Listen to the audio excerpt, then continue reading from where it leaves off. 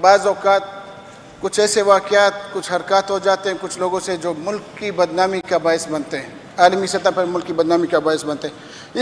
اسی طرح کا ایک واقعہ آج راولپنڈی میں اڈیالہ جیل کے سامنے علیمہ خان کے ساتھ ہوا، جو ایک غیر سیاسی ایماندار محب وطن شہری ہے اور اپنے بھائی کے کیسز کے سلسلے میں اڈیالہ آتی ہے۔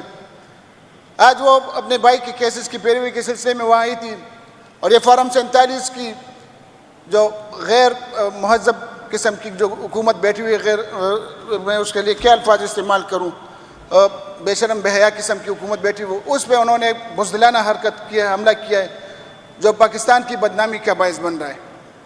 علیمہ خان صرف اپنے بھائی کے اس بھائی کی کیس کی پیروی کر رہے ہیں جو محسن پاکستان ہے، پاکستان کے سب سے بڑی سیاسی جماعت کہ وہ نمائندہ بانی چیئرمین ہے وہ ہمارا، اور دوسرا عالمی سطح پہ اس کا ایک نام ہے، ایک وقار ہے، عالمی امت مسلمہ کا لیڈر ہے۔ وہ ایک ناحق قید میں صرف ملکی مفادات کی تحفظ کے جرم میں وہ قید ہے، ناحق قید ہے، اس کیس کی پیروی کے لیے وہ آتی ہے۔ اس پہ آج ایک بزدلانہ حملہ ہوا ہے جس کے ہم پرزور مذمت کرتے ہیں۔ اسپیکر صاحب، یہ پاکستان کی تاریخ میں پہلی دفعہ نہیں ہوا۔ پاکستان کی تاریخ میں پہلی بھی مادر ملت فاطمہ جناح کے ساتھ بھی اس طرح ہوا تھا۔ اس کے بارے میں بھی غلیظ قسم کے الفاظ اس وقت کے ڈکٹیٹرز وغیرہ نے استعمال کیے تھے، مگر پاکستانی قوم اس کو آج بھی مادر ملت کا لقب دیتی ہے۔ اس کی عزت و وقار میں کوئی فرق نہیں آیا، بلکہ میں بھی اس معزز ایوان سے مطالبہ کرتا ہوں کہ علیمہ خان کو بھی مادر ملت 2 کا لقب دیا جائے، کیونکہ وہ اس محسن پاکستان کے ساتھ کھڑی ہے جو پاکستان کی حقیقی آزادی کی جنگ لڑ رہا ہے۔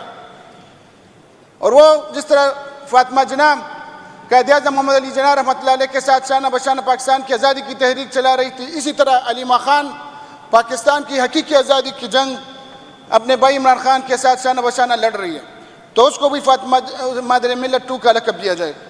جناب اسپیکر صاحب، پاکستان میں جس طرح بھی اسمبلی کے فلور پہ بھی باتیں ہوتی رہی امن و امان کے حوالے سے، اس کے بارے میں بھی میں کچھ کہنا چاہوں گا۔ پاکستان میں اس وقت جناب اسپیکر صاحب جتنے بھی بڑے عہدے ہیں، جو طاقتور عہدے ہیں پاکستان میں، اس میں بہت چھوٹے چھوٹے لوگ بیٹھے ہوئے ہیں۔ وہ نہ تو اپنے حلف سے وفاداری کر رہے ہیں، نہ اپنے کرسی سے وفاداری کر رہے ہیں، نہ وہ اپنے ڈیوٹی سے وفاداری کر رہے ہیں۔ چند ٹکوں کی خاطر انہوں نے اپنی ضمیر بیچے ہوئے ملک کی بدنامی کا سبب بن رہے ہیں۔ ملک کے امن و امان کو برباد کرنے کے ذمہ دار ہیں وہی لوگ۔ انصاف کسی کو نہیں مل رہا، انصاف کا جنازہ اٹھ رہا ہے، پاکستان کی بدنامی کے سبب بن رہے ہیں وہ لوگ، بہت چھوٹے چھوٹے لوگ ہیں۔ میں ان سے ریکویسٹ کرتا ہوں، اگر آپ کو اپنی عزت کا خیال نہیں، اپنے خاندان کی عزت کا خیال نہیں، اپنے فیملی کی عزت کا خیال نہیں، تو کم سے کم ملک کی وقار کا خیال رکھو۔ عالمی سطح پر پاکستان کی بدنامی کا سبب بن رہے ہیں آپ لوگ کہ یہ فیصلے ملک کی بربادی کے سبب بن رہے ہیں، تو خدا را اپنے فیصلوں پہ نظر ثانی کرے اور ملک کی وقار کی خاطر، پاکستان میں امن و امان کی خاطر یہ اپنے فیصلوں پہ نظر ثانی کرے اور اپنا یہ ضمیر فروشی کا دندہ بند کر دے، اور جس عہدے پہ آپ بیٹھے ہوئے اپنے اس عہدوں کے ساتھ وفاداری کرے۔ جناب اسپیکر صاحب، یہ طاقتور حلقے اپنا موت بھول چکے ہیں۔ جناب اسپیکر صاحب، انہوں نے بھی ایک دن مرنا ہے، بلکہ ہر اس شخص نے مرنا ہے جو اس دنیا میں آیا ہوا ہے، اور یوم حساب پہ ہم سب کا ایمان ہے۔ انشاءاللہ ان سب کے ساتھ حساب ہوگا، اور جو یہ محب وطن نہتے شہداء جو ان کے ظلم بربریت کا شکار ہوئے ہیں، ایک دن ان کا ہاتھ ہوگا اور ان طاقتور حلقوں کا گریبان ہوگا۔ ان کے عہدے، ان کے طاقت ان کو انشاءاللہ اس دن نہیں بچا سکیں گے، اور اس دن انشاءاللہ حق کی جیت ہوگی۔ جناب اسپیکر صاحب، دنیا کی تاریخ میں فرعون بھی گزرے تھے۔ بس تھوڑا سا اسپیکر صاحب بس میں تک پہنچ گئے آپ۔ جناب اسپیکر صاحب، فارم 47 والے بیٹھ جائے۔ جناب اسپیکر صاحب، دنیا کی تاریخ میں ہر دور میں فرعون گزرے جو خدائی کے دعوے دار ہوتے تھے۔ جناب اسپیکر صاحب، وہ بھی رات کو، دن کو تو خدا کا دعویٰ کرتے مگر رات کو گڑ گڑا کے روتے تھے اللہ تعالیٰ کے آگے کہ اللہ رب تو ہی ہے، مگر ان خوشامدیوں نے مجھے خدا کا رب کا درجہ دیا ہوا ہے۔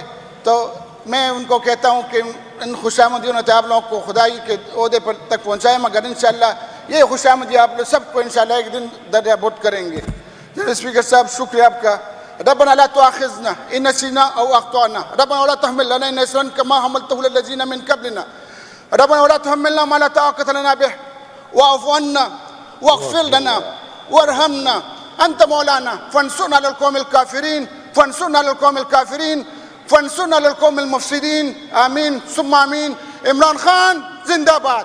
عمران خان پاکستان پائندہ باد. شفیع جان صاحب